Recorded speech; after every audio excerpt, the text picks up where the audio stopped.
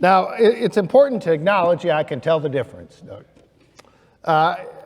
It's very important when we talk about Bible stories, particularly from the Hebrew Scriptures, that there are often two common misconceptions we might have about those that often can get in the way, if you will, of the wisdom such stories are trying to share with us. And the first is that in today's world, sometimes we confuse historical literalism with truth. I think you know what I mean by that. Did the events that happen in the story really happen in the past? And there are those, if any denial of its historical accuracy is therefore an attack on the Bible, on the literal truth of the Bible. In other words, are such stories accurate descriptions of the past, or simply a myth? Myth being a bad word of sorts for many. But for ancient peoples, this distinction was not really important to them. Mythical stories were important, vital ways in which to understand the world they lived in.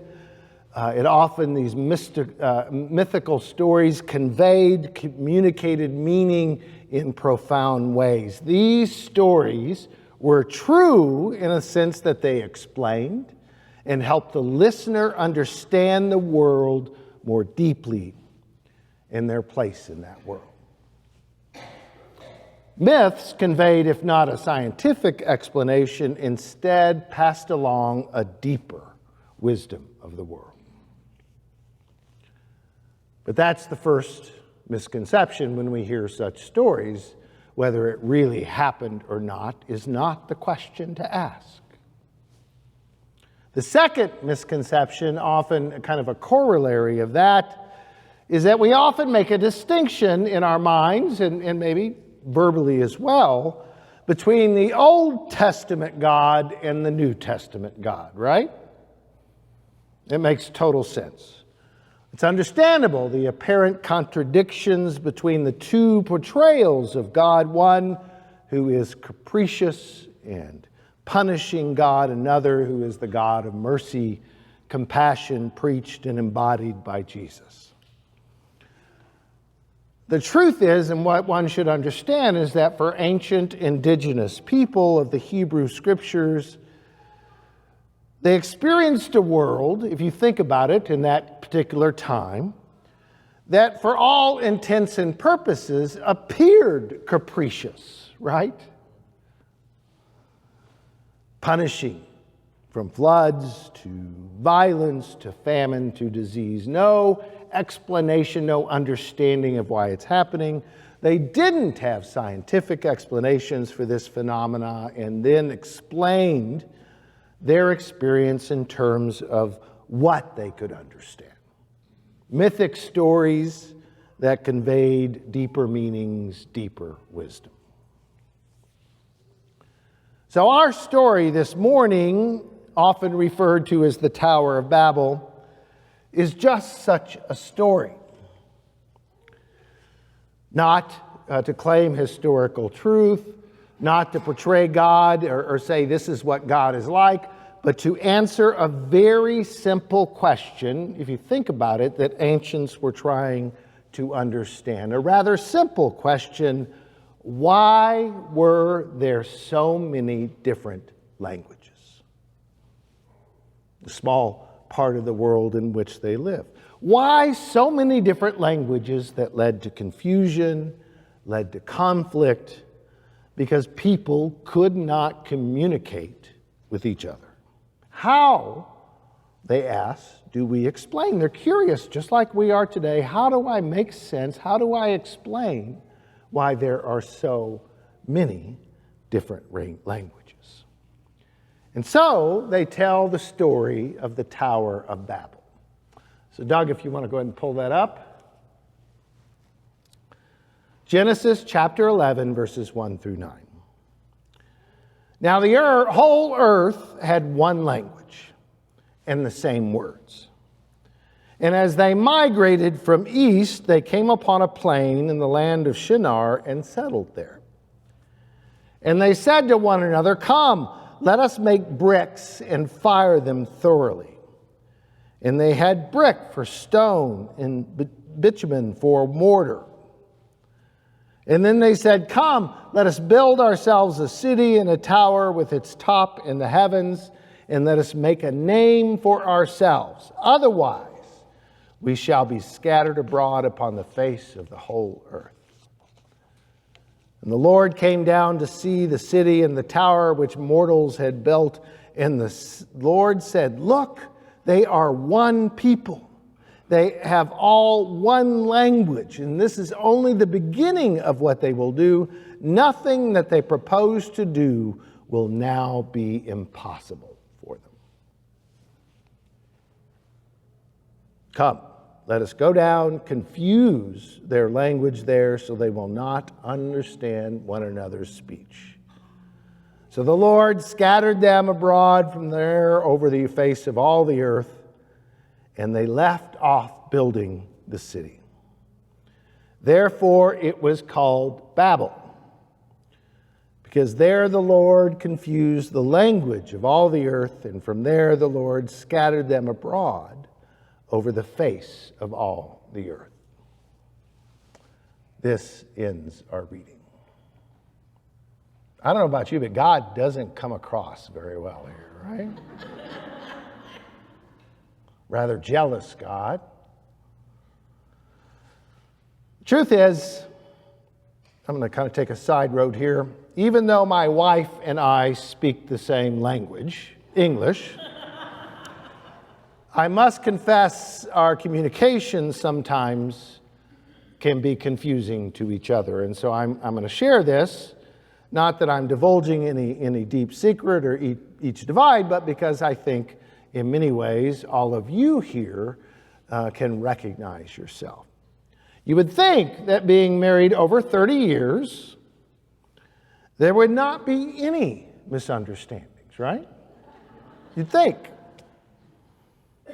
Every couple knows this is not a reality. One example of our common miscommunication, our common misunderstanding at times, is my wife will be having this conversation going on in her head. And then out of nowhere, Paul, I saw you look at Barb. And then out of nowhere, ask a question or make a statement that is at best could be described as non sequitur or simply downright confusing. Anybody else do that? I don't know how to respond or in what context I'm speaking. Now, my contribution, I must confess, is that I'm not always listening. My one-track mind might be focused on television or reading a book or simply contemplating the universe or my belly button, I don't know what. But somehow, some way, I saw, Kim, I saw you look at Matt, so. That somehow I missed what she said. So I try to recover. I do this so that at least I don't appear rude, or at least I don't want to appear like I don't care. So I make some guesses at what she had said, some part I had somehow tuned into. Somewhere the conversation is going, and as you can imagine, I am more often than not completely wrong. Both of us ending up confused and admittedly a little irritated. This all, despite the truth that we speak the same language. Now, I'll use another example. I've noticed as I got older and as I've had conversation with my growing kids or my older kids, that we don't often know the same language. And maybe y'all can relate to this. Recently, my kids shared an expression, 6'7". Does anybody know, who knows what 6'7" means? So this is English, okay? I had no idea what it meant. 6, 7, I think, is something that how would you explain it, Mary? I'm not sure. It's half one dozen of the other, or it could be this or it could be bad. It's almost like saying, I don't really care, 6 or 7, doesn't matter, is what it expresses. Teenage angst is what it expresses, is what it does. But I had never heard that phrase, and I've spoken English my whole life. And sometimes they'll use words in a text they send me, or a concept in a post I see that they might share, that I will be totally lost what they meant. And it goes both ways, to be honest. Once, and I'll be curious if this is really that confusing, once I asked my son-in-law to hand me the clicker. Does anybody not know what a clicker is? Thea, you have no idea. In the South, we call the remote control the clicker. So here we are, all of us speaking the same language, and we still miscommunicate. Now, my kids understood because they've been raised to say it right, not remote control, but clicker. So no matter what, we all speak the same language, and there's still bumps in the road in our confusing communication. In fact, I'd say these days we are struggling to find a shared language together, right? Common language, whether that's in social media, politics, society, today's world, the internet, and across social media, we are now like those in the story we read this morning, at a point in which we're not understanding each other, where words are used to divide rather than connect. And in fact, we often despair, right, of truly being able to communicate across lines, politics, and culture. We are all babblers, if you will, speaking to each other in many ways with little or no understanding. So I don't think I understand the Tower of Babel as a story about an egotistical God who's worried human beings would accomplish too much if they spoke with the same language. I see it as a story that expresses this reality, this human experience of how hard it is to communicate with each other. And if only we could, what could we accomplish? It's not God's fault we don't speak the same language. It's our humanity. So I don't hear this story either as a condemnation of the multiplicity of languages from many different lands. That is not a punishment I think the story is trying to convey. I don't think it is, as some people might argue, well, if we only had one official language as a country, have you heard this? If we all spoke English and made everybody speak English, we would be united, right? In fact, more and more you hear these days, if someone hears what to us is a foreign language spoken in public, it is met with suspicion, even anger. That's not what this story is teaching. That the multiplicity of languages are not a good thing. Languages are not a curse, but a gift. Now, in many ways, I tend to think the Tower of Babel is an incomplete story. And I do so think because many biblical scholars say the alternative to the Tower of Babel was used in the opening sentences of our worship today. Pentecost, the arrival of the Holy Spirit.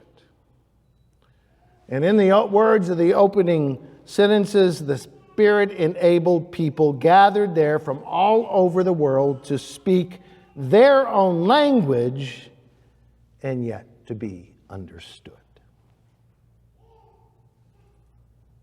How could this be, they ask? Aren't these Galileans, these country hicks from the Nazareth area, how can they speak words that we understand? What power is at work that despite our differing languages, we are connected? Profound, deeper ways. It's a miracle.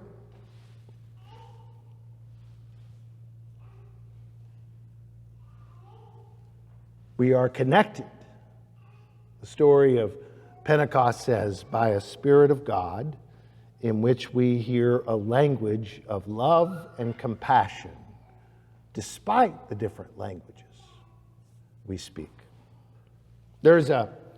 I've been struck by this, and I know this is kind of pop psychology, but I was fascinated by this idea. Who here has heard about the different love languages? Who's heard about that? I know it's not, it's an interesting theory, but I love the way at which it talks about this because it gets at a truth in that we do all have different languages that express our love. We don't all do it the same way, nor do we feel loved in the same way. There are those, some of the love languages that love is expressed in words of affirmation, or love is expressed in intentional quality time together, intensity of connection, or love is expressed in the giving and receiving of gifts, or love is expressed as an act of kindness, of service, or love is expressed in simply offering physical touch. And the point of this idea is that all of us have different love languages that we use, and sometimes they don't jive together.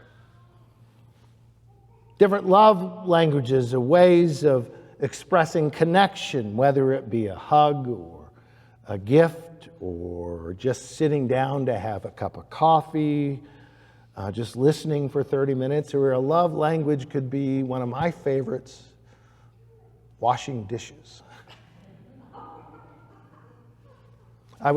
Who's here seen The Princess Bride? Do you remember a line in there in which, I forget what the main character, the young man, the way he expressed his love to Buttercup, I think is right. He'd simply say the words, "as you wish." And she came to understand that was his expression of love. And they're all good and meaningful ways in which we communicate love, and we are richer, not poorer, by their difference. So in many ways, we all express our love for God in different ways. It might simply be moments of intense connection to God, of paying attention to God. It might be acts of service we do, which might be preparing the meal after the community center, or helping refugees. It might be simply the words of affirmation we say here in worship. It might be the gifts of our resources and time and talents. There are all kinds of ways we say and express our love for God and for each other. So maybe if we were less worried about the differences in our language, less using language to divide ourselves from each other, we might discover something profoundly true. That words unite us. It's hard to believe in today's political climate, but words can unite us. And what could we accomplish as human beings if we shared that same language of love? To God be the glory this day and forevermore. Amen.